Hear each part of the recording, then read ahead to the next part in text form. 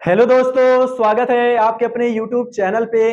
मैं इस वीडियो में आप सब लोगों को बताने वाला हूं कि एक कट्ठा जमीन कितना होता है। तो यही चीज मैं इस वीडियो में पूरे डिटेल में बताऊंगा और अच्छे तरीके से बताऊंगा कि आप इसी वीडियो में जान जाएं कि एक कट्ठा जमीन कितना होता है। ठीक है, तो चलिए शुरू करता हूं। बस आपसे इतना ही रिक्वेस्ट है, वीडियो को पूरा देख लीजिएगा। इसी वीडियो को पूरा देखने के बाद आप जान जाएंगे और सीख जाएंगे कि एक कट्ठा जमीन किस तरह से निकाला जाता है और एक कट्ठा जमीन कितना होता है। ठीक है, तो चलिए बताता हूँ, वीडियो को देखते रहिएगा। तो सबसे पहले देखिए, एक कट्ठा जमीन कितना होता है इसको निकालने से पहले मैं आपको दो तीन बात बता देता हूं जो जानना जरूरी है। तो याद रखिएगा, कट्ठा जो होता है वो ग्रामीण मापन इकाई होता है। क्या होता है? ग्रामीण मापन इकाई होता है। और हर एक एक क्षेत्र में कट्ठे का मान जो होता है अलग अलग होता है। ठीक है, तो याद रखिएगा ये दो चीज। ठीक है, अब चलिए हमें क्या निकालना है, एक कट्ठा जमीन कितना होता है ये निकालना है। तो इसको निकालने से पहले आपको सबसे पहले ये पता होना चाहिए कि 20 धुर जो होता है वो एक कट्ठा होता है। क्या होता है? 20 धुर जो होता है एक कट्ठा होता है। तो हर एक एक चीज जानना जरूरी है। तो मैं इस वीडियो में बहुत ही अच्छे तरीके से बताऊंगा, बस आप वीडियो को पूरा देखिए, इसी वीडियो में जान जाएंगे। ठीक है, तो याद रखिएगा 20 धुर कितना होता है? एक कट्ठा होता है। ठीक है, हमें ये पता चल गया। अब हमें निकालना कि एक धुर जमीन कितना होता है।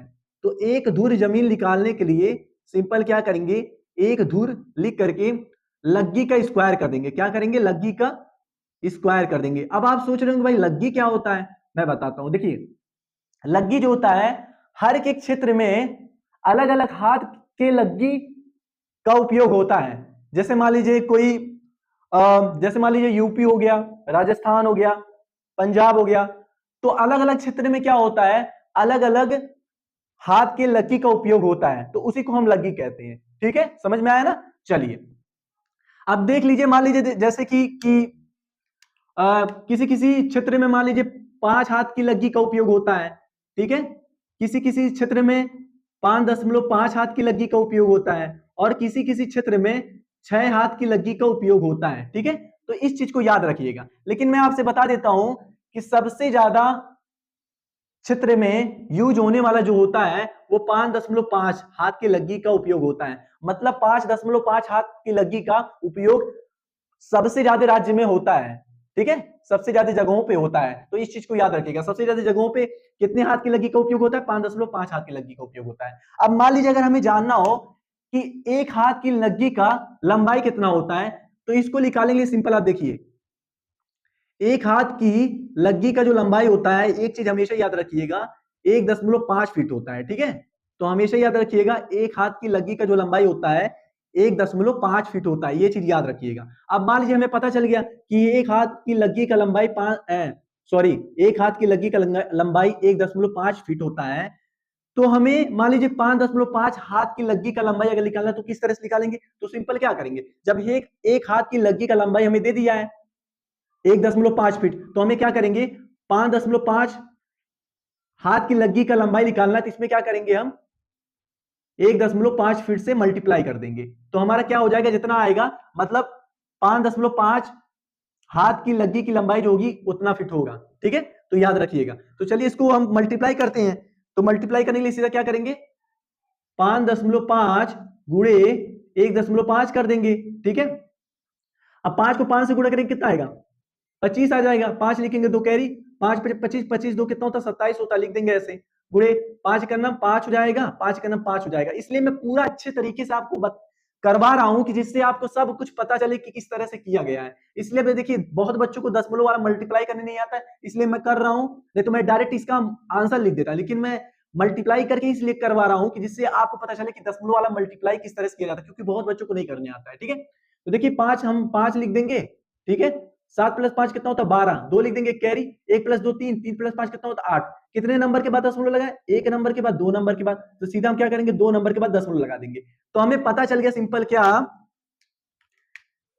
कि 8.25 फीट जो होता है ये क्या होता है, 5.5 हाथ लग्गी की लंबाई जो होती है वो कितनी होती है? टोटल हमारा 8.25 फीट होती है। ठीक है, तो यहां मैं लिख देता हूं कि 5.5 हाथ की लग्गी का जो लंबाई होता है वो कितना होता है? 8.25 फीट। ऐसे फीट लिख दे रहा हूं। ठीक है, फीट होता है। तो इस चीज को हमेशा याद रखिएगा। इतना पता चल गया आपको। अब मान लीजिए इतना पता चल गया, तो हमें देखिए लग्गी मतलब 5.5 हाथ लग्गी की लंबाई इतनी फीट दे दी है, तो इसको क्या करेंगे, लगी की जगह पे रखेंगे तो हमारा एक धूर जमीन कितना होता है वो निकल के आ जाएगा। ठीक है, चलिए निकालते हैं। तो सीधा क्या लिख देंगे, एक धूर इज इक्वल टू कितना दे दिया हमारा, लंबाई 8.25 दे दिया है। इसका क्या करेंगे, स्क्वायर कर देंगे। ठीक है, अब एक चीज हमेशा याद रखिएगा, किसी भी नंबर पे अगर स्क्वायर रहता है तो उस नंबर को हम क्या करते हैं, दो बार गुणा करते हैं। तो सीधा लिख देंगे 8.25 गुणे, फिर इसी को एक बार गुणा करेंगे, 8.25 कर देंगे। अब इसको गुणा करिए, सीधा आपका आंसर आ जाएगा। ठीक है, चलिए गुणा करते हैं। तो यहां साइड में मैं गुणा कर दे रहा हूं। ठीक है, तो 8.25 गुणे 8.25 कर देंगे। ठीक है, चलिए करते हैं।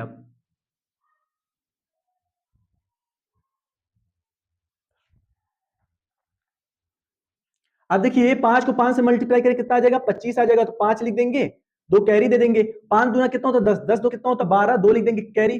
5 अठे कितना होता है 40, 40 से कितना होता है 41। ठीक है, अब एक मल्टीप्लाई वाला साइन लगाएंगे क्योंकि इसका मल्टीप्लाई हमें करना है। तो 5 दूना 10, जीरो एक कैरी, दो दूना 4, एक 5 हो जाएगा, 8 दूनी 16 हो जाएगा, लिख देंगे ऐसे। फिर दो मल्टीप्लाई वाला साइन रखेंगे क्योंकि तीसरे नंबर को मल्टीप्लाई कर रहे हैं। 8 पचे कितना होता है 40, जीरो 4 कैरी, 8 दूनी 16, 16 16 और 4 कितना होता है 20, तो जीरो लिख देंगे, दो कैरी। 8 अठाए 64, 64 8 अठाए 64, 64 दो कितना होता है 66 हो जाएगा। सबको जोड़िए, तो 5 का हमारा 5 हो जाएगा, 2 प्लस 0 2 हो जाएगा, 1 प्लस 5 6 हो जाएगा, 4 प्लस 6 कितना होता है 10। जीरो को जोड़ेंगे तो आपको उतना ही आएगा, इसलिए जीरो को नहीं जोड़ रहा हूं। एक लिख देंगे, 1 प्लस 1 2, 2 6 कितना होता है 8। ठीक है, और 6 लिख देंगे। अब आपको देखना है कितने नंबर के बाद दशमलव लगाए। तो देखिए 1 2 दो नंबर के बाद दशमलव, फिर दो नंबर के बाद दशमलव, मतलब टोटल 4 नंबर के बाद दशमलव लग गया है। तो सीधा आप 4 नंबर के बाद दशमलव लगा दीजिए, 1 2 3 4। तो ये 4 नंबर के बाद दशमलव लग गया। तो हमारा कितना आ गया, एक धूर जमीन कितना आ गया, सीधा आ गया मेरा कितना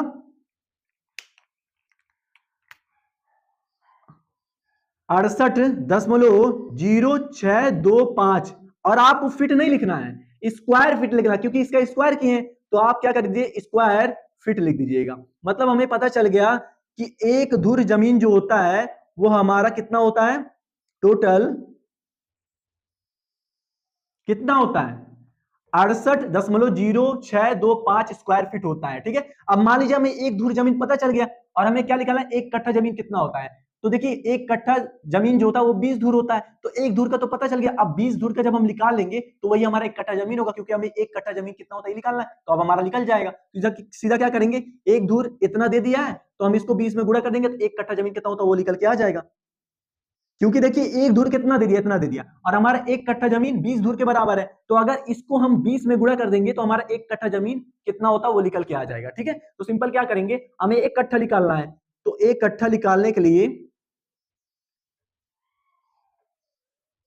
एक कट्ठा निकालने के लिए इसमें क्या करेंगे, 20 से गुणा कर देंगे। अब 20 से गुणा कर दीजिए, सीधा आपका आंसर आ जाएगा। तो देखिए गुणा करने का तरीका बता रहा हूं, अगर नंबर के आगे जीरो होना तो जीरो छोड़कर सिर्फ नंबर को गुणा करिए। तो 2 5 कितना होता है 10, तो जीरो लिख देंगे, एक कैरी, 2 दूना 4, एक 5 हो जाएगा। ठीक है, 6 दूना 12 12। ठीक है, दो लिख देंगे, एक कैरी लिए रहेंगे। ठीक है, दो को जीरो से गुणा करेंगे, दो जीरो आ जाएगा, और जो एक कैरी है इसको जोड़ देंगे हम जीरो में तो एक आ जाएगा। ठीक है, क्योंकि दो को जीरो से गुणा करेंगे तो जीरो आएगा, और जो एक कैरी को हम जोड़ते हैं ना, तो कैरी को जब जोड़ेंगे जीरो में तो हमारा एक आ जाएगा। दो अठे कितना होता है 16, तो 6 लिख देंगे, एक कैरी। ठीक है, 6 दूना 12 12 कितना होता है 13 हो जाएगा। ठीक है, अब देखिए एक जीरो हम छोड़ दिए थे तो उस जीरो को हम लगा देंगे, तो जो जीरो छोड़े उसको हम लास्ट में लगा देंगे। ठीक है, इतना करने के बाद कितने नंबर के बाद दशमलव लगाएं, 1 2 3 4, 4 नंबर के बाद, तो सीधा 4 नंबर के बाद दशमलव लगा देंगे। अब सिंपल हमारा क्या आ गया कि इतना स्क्वायर फिट जो आ गया वो हमारा एक कट्ठा जमीन का आ गया। सीधा हमारा निकल के क्या आ गया कि एक कट्ठा जमीन जो होता है वो कितना होता है 1361 दशमलव। अब देखिए 25 के बाद याद रखिएगा, दशमलव के बाद अगर नंबर दे दो उसके बाद जीरो दिया हो नंबर के बाद, तो सीधा आप जीरो हटा सकते हैं। तो सीधा आपका आंसर निकल के आ गया। ध्यान से देखिए, जब भी दशमलव के बाद नंबर दे दे उसके बाद जीरो दिया तो जीरो हटा दीजिए, जीरो कोई लेना देना नहीं रहता है। तो हमारा सीधा निकल के आ गया एक कट्ठा जमीन जो होता है वो कितना होता है 1361.25 स्क्वायर फिट होता है। ठीक है, तो इस चीज को याद रखिएगा। तो ये आपका आंसर आ गया, क्या आ गया, आपका आंसर आ गया। तो ये तरीका है निकालने का। तो इसी तरीके से एक कट्ठा जमीन निकाला जाता है और हमारा आंसर आ जाता है। ठीक है, अब आपको पता चल गया कि एक कट्ठा जमीन 1361.25 होता है, तो इसको क्या करेंगे, हम यहां पर लिख देंगे। तो 1361.25 स्क्वायर फीट होता है, ठीक है। अब मान लीजिए हमारा एक कट्ठा जमीन अगर पता चल गया कितना होता है, और मान लीजिए अगर हमें एक कट्ठा जमीन का लंबाई और चौड़ाई अगर हमें जानना हो तो किस तरह से हम जान सकते हैं। तो देखिए इसका भी एक तरीका बता दे रहा हूं, ध्यान से सुनिए। देखिए सबसे पहले देखिए, अगर एक कट्टे जमीन का आपको लंबाई पता है तो ठीक है, और अगर लंबाई नहीं पता और आपको चौड़ाई लंबाई दोनों निकालना है, तो आपको क्या करना है, अपने आप से लंबाई कुछ मान लेना है। जैसे मैं मान लिया हूं 35, कितना मान लिया हूं 35 फीट, तो आपको लंबाई अपने हिसाब से कुछ भी मान सकते हैं, 35, 40, 45, ठीक है। तो मैं लंबाई मान लिया 35 फीट, और हमें अब चौड़ाई निकालना है एक कट्टा जमीन का। तो क्या करेंगे, जो हमारा लंबाई दे दिया है उसको क्या करेंगे, उसको हम इसमें भाग देंगे, तो जो भी आएगा उतना मेरा चौड़ाई हो जाएगा, ठीक है। तो इसको निकालेंगे, सिंपल क्या करेंगे, जो हमारा 35 दिया उसको हम एक कट्टा जमीन में भाग दे देंगे, ठीक है, सीधा हमारा निकल के आ जाएगा। तो चलिए देते हैं। तो देखिए कितना दे दिया है, 1361.25 दे दिया है। इसको अगर हम 35 से काटेंगे तो हमारा देखिए कितना आंसर आ जाएगा। तो देखिए अगर आप इसको काटेंगे तो मान लीजिए अगर इसको 5 से काटेंगे, इसको भी और इसको भी, 5 5 से कटिए, क्योंकि लास्ट में 5 दिया मतलब 5 से कटिएगा, तो 5 से इसको काटेंगे कितना आएगा, 7 आ जाएगा। इसको 5 से काटेंगे तो 2 आ जाएगा, 13 तो 3 इसमें भेज देंगे, 36 हो जाएगा, 7 पचे 35 हो जाएगा, ठीक है।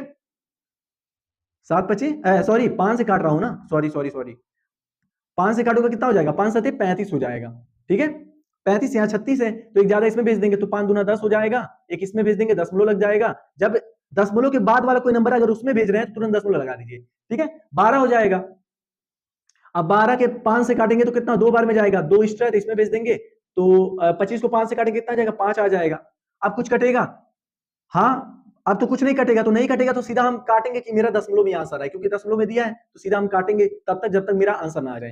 तो इसको अगर काटेंगे तो देखिए 7 चौक कितना होता है 28, तो 28 से 27 से ज्यादा है तो हम इससे कम लाना है, तो 7 त्रिक कितना होता है 21 होता है, तो 3 लिख देंगे, क्योंकि 27 दिया है ना, तो 7 के टेबल में 27 आता नहीं है तो हमें इससे कम लाना है, तो 7 त्रिक 21 हो जाएगा। यहाँ 6 ज्यादा है तो इसमें भेज देंगे, 62 हो जाएगा। अब 62 देखिए 7 सते कितना होता है 49, 7 सते 49, 7 अठे 56, 7 अठे 56, 7 नवा कितना होता है 63, तो 7 अठे कितना हो जाएगा 56।